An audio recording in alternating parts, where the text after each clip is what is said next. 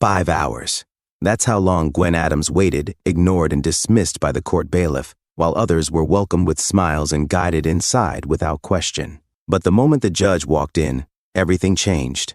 Don't forget to subscribe and tell us in the comments where you're watching from. Gwen stepped into the courthouse lobby with a quiet dignity, the kind that came from years of fighting to be seen, to be heard, to be respected. She approached the check-in desk where Mark Thompson, the bailiff, stood with his arms crossed, his demeanor rigid and unwelcoming. He looked her up and down, his eyes lingering on her dark skin, his mouth tightening. Gwen offered a polite, professional smile. "Good morning. I have an appointment for the 10 a.m. hearing." Mark's gaze was cold, his expression indifferent. He glanced at the clipboard in his hand, barely looking at the names. "You're here for the hearing?" His tone was flat, dripping with condescension. "Yes," Gwen replied, her voice calm, controlled. "Gwen Adams." Mark's mouth twitched, his eyes narrowing. "You'll have to wait. Take a seat over there. Someone will call you when it's time." He didn't bother to look up, his attention already shifting away from her, dismissing her presence as if she were insignificant. Gwen's jaw tightened, the sting of his coldness settling beneath her skin. But she had faced worse. She kept her expression neutral, her back straight, her dignity intact. "Thank you." Her voice was steady, composed. She wouldn't give him the satisfaction of seeing her ruffled. She moved to the seating area and chose a chair where she could see the check and desk clearly. Her movements were precise, graceful. She sat tall, her posture impeccable, her face calm. But her eyes were sharp, watchful, taking in every detail. She watched as a well-dressed white man walked in, his demeanor casual, confident. Mark's face lit up, his posture straightening, his smile warm and welcoming. "Mr. Lancaster, good to see you. Right this way." Mark's tone was friendly, deferential, full of respect. Within seconds, Mr. Lancaster was escorted through the double doors leading to the courtroom. No waiting, no questioning, no hesitation. Gwen's fingers tightened around her bag, her jaw clenching. Her face remained composed, but she felt the familiar sting of dismissal, the quiet ache of invisibility. She was used to it, the cold looks, the polite refusals, the subtle erasures, but it didn't hurt any less.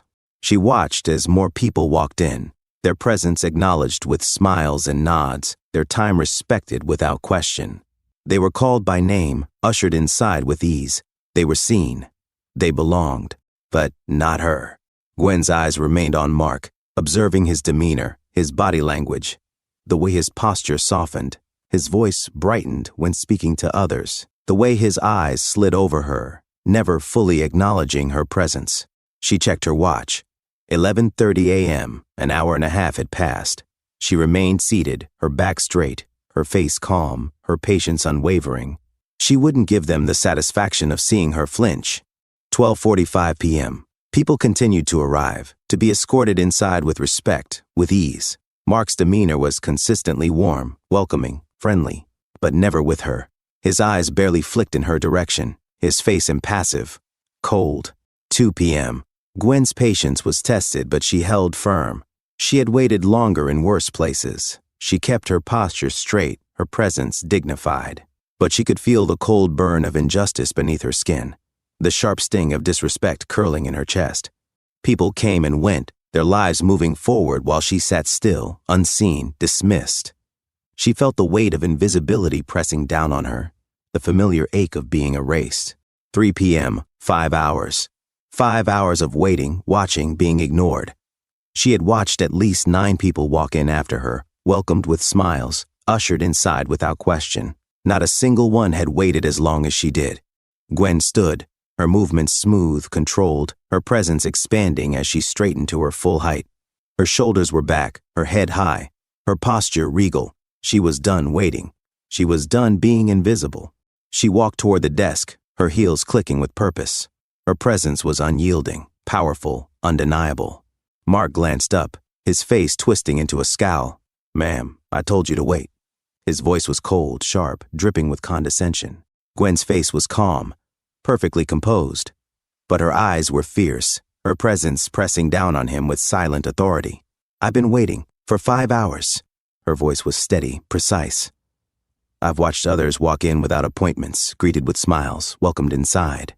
I've been here since 10, and I'm done waiting. Mark's face flushed, his posture stiffening. "You'll be called when it's your turn," he snapped, his voice tight, defensive. "Take a seat." Gwen didn't move. Her posture remained unyielding, her eyes fixed on his, cold, fierce. "No." Her voice was calm, but beneath it was a steel that wouldn't bend. "You've kept me waiting long enough. And now, I'm taking my place." Mark's face went pale, his mouth opening, then closing, his confidence evaporating under her steady gaze. He looked away, his shoulders collapsing. Gwen turned and walked into the courtroom, her back straight, her head high. Her presence was calm, composed, but her eyes were fierce, burning with purpose. She was done waiting, done being invisible. The courtroom fell silent as she entered, heads turning, eyes flicking over her with curiosity. Mark followed behind, his face flushed, his voice sharp. "Ma'am, you can't be in here." His tone was laced with condescension, his posture rigid with authority. Gwen didn't slow down. "I waited for 5 hours," she said calmly, her voice firm. "I watched people walk in without appointments. People who were greeted, respected, seen."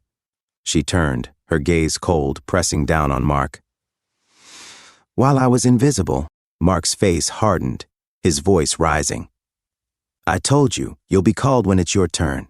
Now leave before I have you removed." He stood taller, his confidence growing as eyes watched. He expected compliance. "No." Gwen's voice was calm but unyielding. "You've kept me waiting long enough. I'm taking my place." Before Mark could respond, the door behind the bench opened, and Judge Nathaniel Chambers walked in. The room fell silent, every head turning in respect. Mark straightened, his face shifting to practice deference. "Your Honor, this woman is causing a disruption." Judge Chambers' eyes moved to Gwen, his expression unreadable. He opened his mouth to speak, then paused, his eyes widening with recognition. His face softened, his lips curving into a warm smile. "Gwen Adams?" His voice was rich with surprise. "I didn't realize you were here today." Mark's face went pale, his posture collapsing. Confusion and panic flashed in his eyes. Judge Chambers stepped down from the bench, his voice carrying authority. "Ladies and gentlemen, may I introduce Gwen Adams, the state's special investigator for judicial conduct and discrimination." Gasps rippled through the room. Every eye turned to Gwen, faces paling, whispers spreading like wildfire. "That's her. She's the O1. She's here to evaluate us." Mark stumbled back, his shoulders sagging. He didn't just dismiss a random woman. He erased the person sent to evaluate him. Judge Chambers' voice turned cold. "Miss Adams, have you been treated fairly today?" His gaze shifted to Mark, his eyes hardening.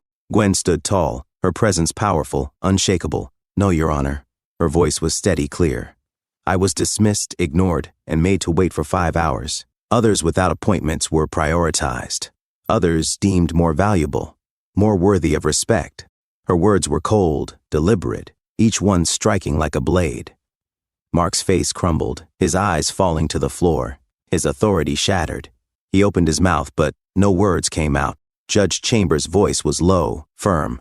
"Bailiff Thompson in my chambers now." His tone was final, leaving no room for argument. Mark's shoulders collapsed, his face pale as he stumbled out, his presence small, diminished. He glanced at Gwen one last time, his eyes pleading. But she didn't flinch. He made her invisible. Now, he was the one who didn't matter. The room was silent, eyes wide, faces pale, every head bowing in respect. Gwen stood firm, her head high, her presence commanding as the weight of her words settled over the courtroom. She watched Mark stumble out, his authority shattered, his confidence stripped. He had erased her. Now, he was the one who didn't matter. Judge Chambers took a deep breath, his face tightening as he turned to the courtroom. His voice was low, firm. "This courthouse stands for justice and dignity. Today, that was violated." His eyes flicked to the faces around him, his gaze cold, unyielding. "And there will be consequences." He turned to Gwen, his posture softening, his voice steady. "Miss Adams, I apologize on behalf of this court. You deserved respect from the moment you walked in." His eyes were sincere, his words heavy with regret. "We failed you today." Gwen's face remained composed, her voice calm. "This isn't just about today. It's about a system that decides who matters and who doesn't. It's about who gets seen and who stays invisible." Her presence pressed down on the room, heavy and powerful. And that system needs to change. Judge Chambers nodded, his shoulders tightening. It will, starting now. He turned to the senior court officer standing at the door. Escort Mark Thompson out of the building. Effective immediately. He is suspended pending investigation. Gasps rippled through the room. Eyes widened, faces paled. The weight of the judge's words hung heavy, final. Gwen watched as Mark was led out, his shoulders hunched, his face pale. His confidence was gone, his power stripped away. He had dismissed her. Now, he was dismissed. Judge Chambers turned to the audience, his face hard, his voice cold.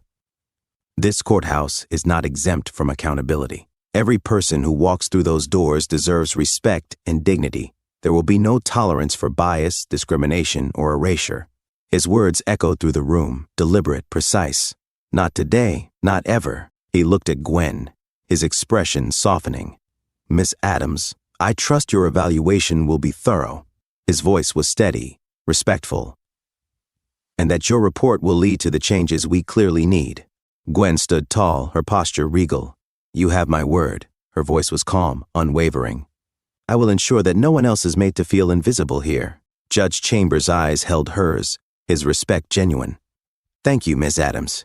Your presence here today is a reminder that power doesn't come from titles or positions. It comes from integrity. Gwen's lips curved into a small, knowing smile. Respect isn't given. It's demanded. Her voice was steady, powerful. And today, I demanded it. Judge Chambers' eyes softened, his posture relaxing. And you received it.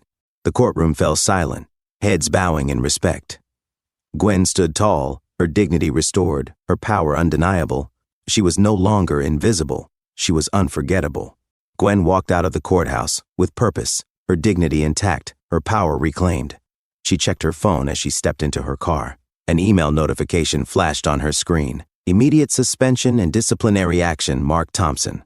Gwen's lips curved into a knowing smile. Another email followed. Mandatory bias and respect training for all courthouse staff. Gwen's chest tightened, a wave of satisfaction washing over her. Gwen Adams had walked into that courthouse seeking justice. She walked out having changed the system. If you've ever felt invisible, if you've ever been dismissed or underestimated, remember this. Respect isn't given. It's demanded. Stand tall, speak up, refuse to be erased. And if they try to keep you waiting, make sure they remember why that was their biggest mistake. Please subscribe our channel for more awesome stories. Thank you for watching, and we'll see you next time.